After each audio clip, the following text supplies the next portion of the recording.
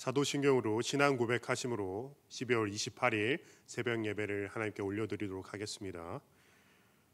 전능하사 천지를 만드신 하나님 아버지를 내가 믿사오며 그 외아들 우리 주 예수 그리스도를 믿사오니 이는 성령으로 잉태하사 동정녀 마리아에게 나시고 본디오 빌라도에게 고난을 받으사 십자가에 못 박혀 죽으시고 장사한 지 사흘 만에 죽은 자 가운데서 다시 살아나시며 하늘에 오르사 전능하신 하나님의 우편에 앉아 계시다가 저리로서 산자와 죽은 자를 심판하러 오시리라. 성령을 믿사오며 거룩한 공회와 성도가 서로 교통하는 것과 죄를 사하여 주시는 것과 몸이 다시 사는 것과 영원히 사는 것을 믿사옵나이다. 아멘. 오늘 함께 살펴보실 본문 말씀은 시편 41편 13절의 말씀입니다. 제가 가지고 있는 성경으로 구약 성경 832페이지입니다. 제가 읽어드리도록 하겠습니다. 이스라엘의 하나님 여호와를 영원부터 영원까지 송축할지로다. 아멘, 아멘, 아멘.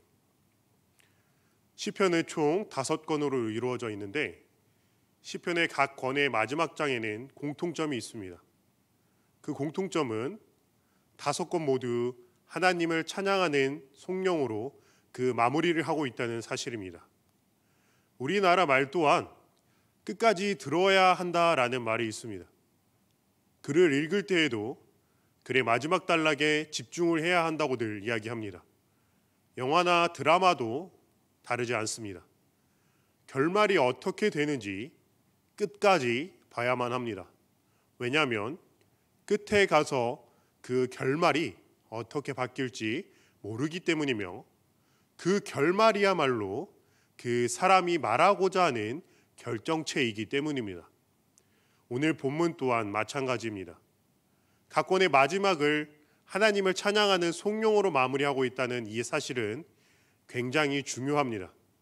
왜냐하면 이 각 권의 마지막은 각 권 전체의 내용을 대표하는 결정체이기 때문이며 다음 권으로 이어주는 다리 역할을 하고 있기 때문입니다.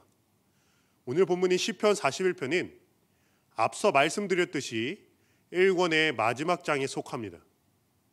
시편 1권은 3편 정도를 제외하고는 다윗의 시로 이루어져 있습니다. 다윗은 시편 1권의 마지막 몇 편을 애가 모음집으로서 시편 1권을 마무리하고 있습니다. 애가는 말 그대로 슬퍼하는 노래로서 고난과 애통함 중에 있을 때 부르는 노래입니다. 그 고난과 애통함의 상황은 정말 여러 가지가 될 수 있겠습니다. 사랑하는 우리 영광교회 성도님들은 어떤 인생의 고난과 애통함이 있어 오셨나요? 우리 인생의 고난과 애통의 때를 떠올려 보려 할 때 혹시 후 하고 한숨부터 나오지는 않으셨나요? 인생에 고난이 없는 사람은 아마도 없을 것입니다.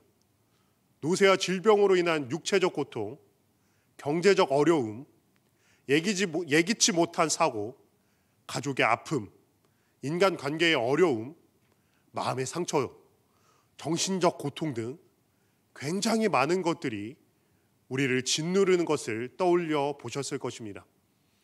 사랑하는 우리 영광교회 성도님들은 이러한 어려운 상황들을 어떻게 헤쳐 오셨나요?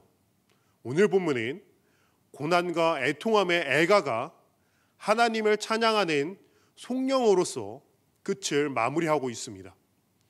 오늘 본문의 말씀을 통하여 우리 또한 고난과 애통함의 그 애가가 하나님을 찬양하는 송령으로 바뀌는 그러한 은혜가 있기를 진심으로 소망합니다.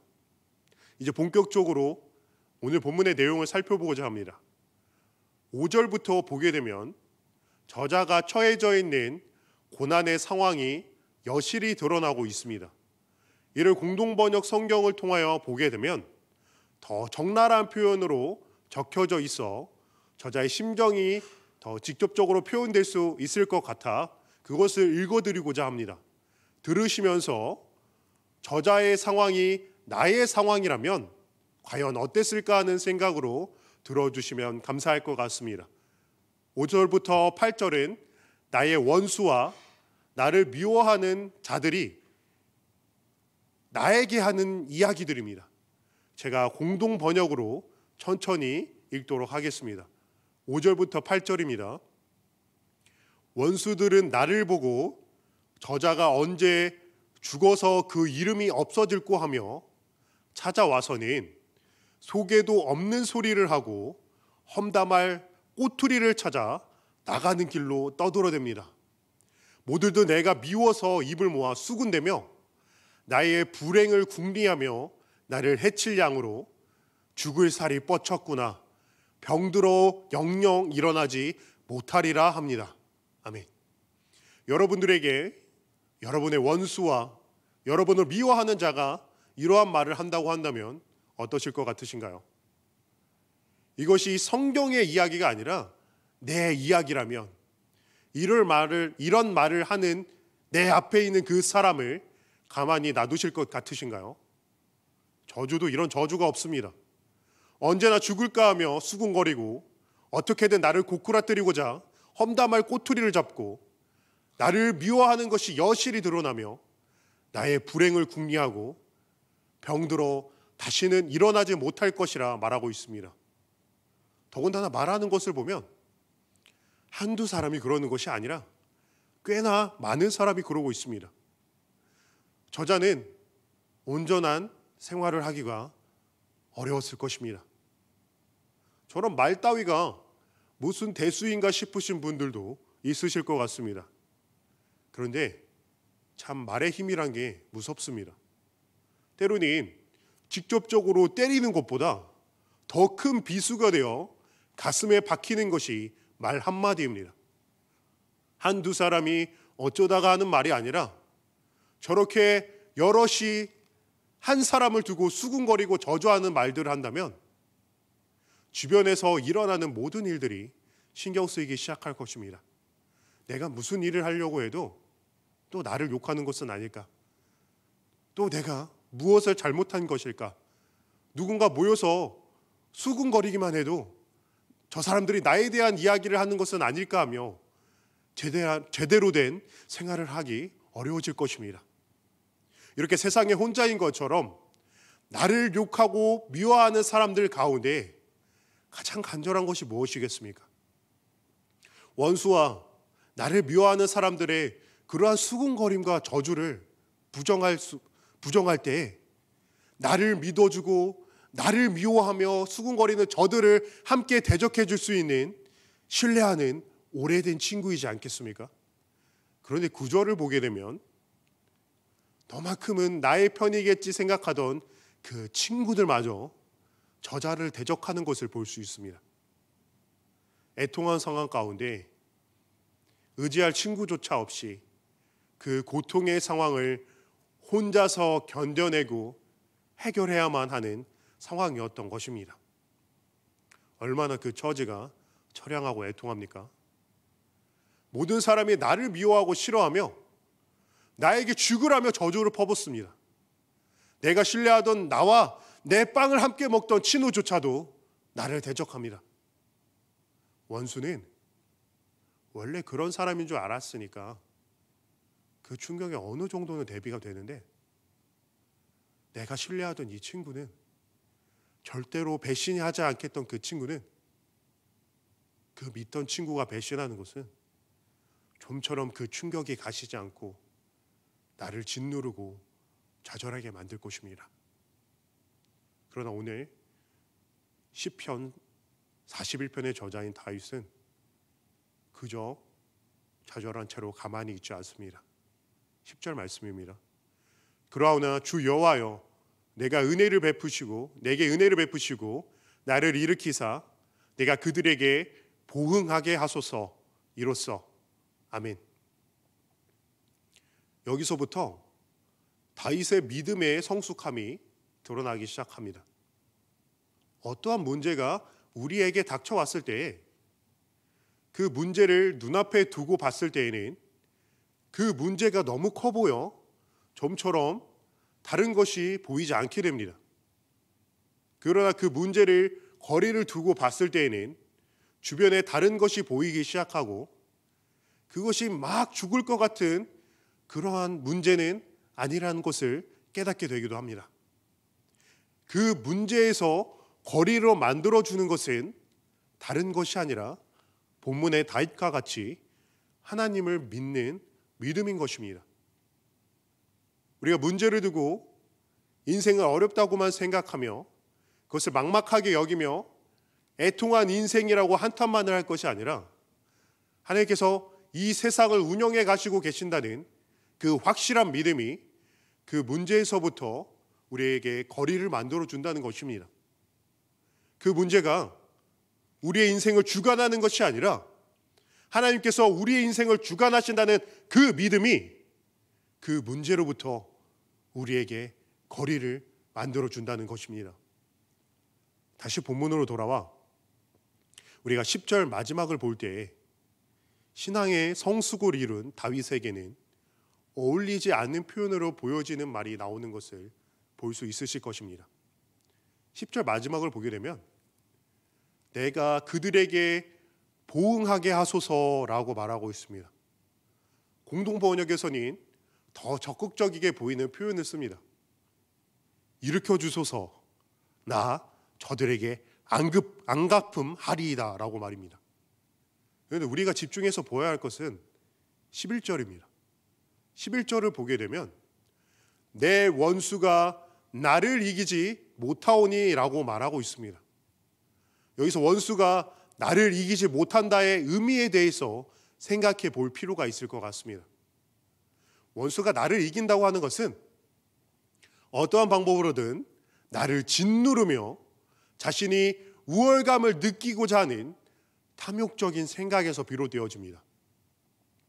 그렇다면 여기서 내가 안갚음을 한다는 것은 즉 원수가 나를 짓누르지 못하게 하는 방법은 무엇이겠습니까?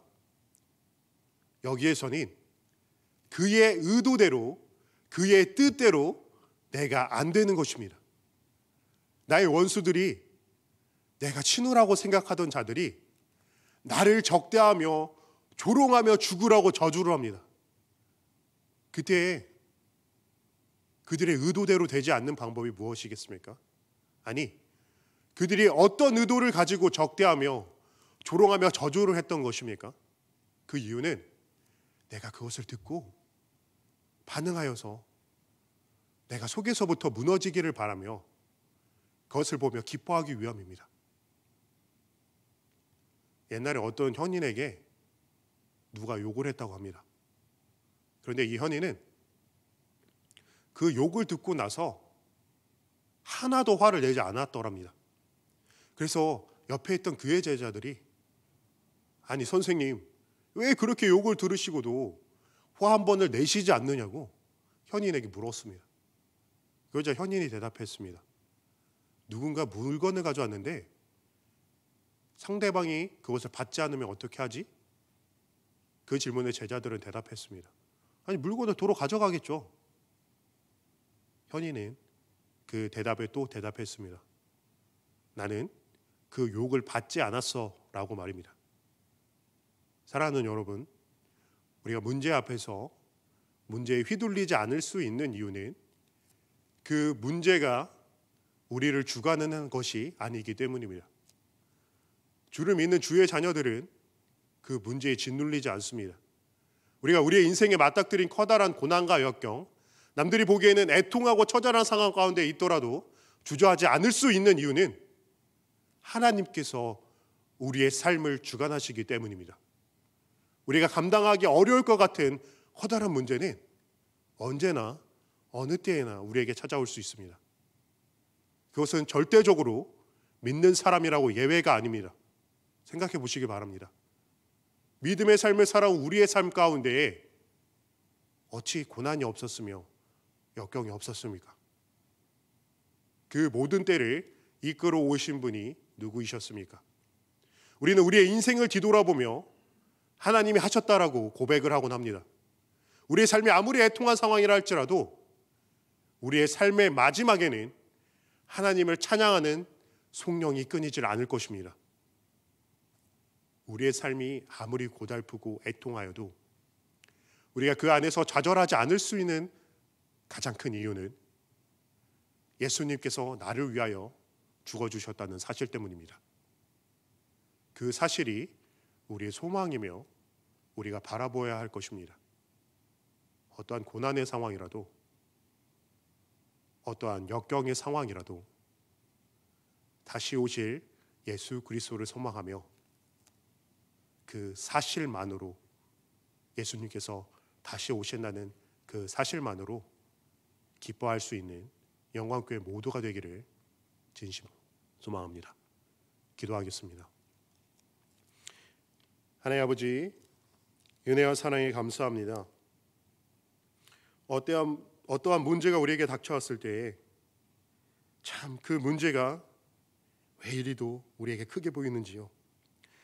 마치 그 문제가 나의 삶을 좌지우지할 것 같고 나를 짓누르며 다시는 일어설 수 없을 것만 같은 절망과 애통한 가운데 있게 할 것만 같은지요. 하나님 아버지, 우리는 연약하여서 우리의 삶의 문제 가운데서 그 역경과 고난의 상황 가운데에서 어찌할 바를 모를 때가 너무나도 많습니다. 하나님, 우리가 그럴 때마다 다른 것이 아니라 한 가지 확실한 사실을 붙잡고 나아가게 하여 주시옵소서. 이 문제가 나의 삶을 주관하는 것이 아니라 하나님 아버지께서 나의 삶을 주관하신다는 그 한 가지 사실을 붙잡게 하여 주시옵소서. 그 문제가 나를 흔들고 나를 짓밟고 짓누른다 할지라도 하나님을 믿는 그 믿음으로 그 문제를 한 발자국 뒤에 서서 바라볼 수 있게 하여 주시옵소서. 하나님 아버지, 우리의 삶이 아무리 애통하여도, 우리의 삶이 아무리 비참하고 처절하여도 우리의 삶이 소망이 있는 이유는 예수님께서 나를 위하여 죽어주셨다는 그 사실 때문입니다. 하나님 아버지, 우리가 그 어떤 상황 가운데 있을지라도 이 사실로 인하여 기쁨을 잃지 않게 하여 주시옵소서. 구원의 은혜를, 그 복음의 무한한 가치를 우리가 영원히 누릴 수 있는 은혜 또한 허락하여 주시옵소서. 우리 앞에 처해져 있는 문제가 너무나도 크게 느껴져 가장 중요한 사실을 잃어버리고 살지 않게 하여 주시옵소서. 구원의 소망을 항상 기억하며 그것을 누리며 감사하는 삶을 살게 하여 주시옵소서. 그것이 그리스도인이 누릴 수 있는 가장 큰 복이요 가장 큰 은혜인 줄 믿사오며 이 모든 말씀 예수님의 이름으로 감사 기도 드리옵나이다. 아멘.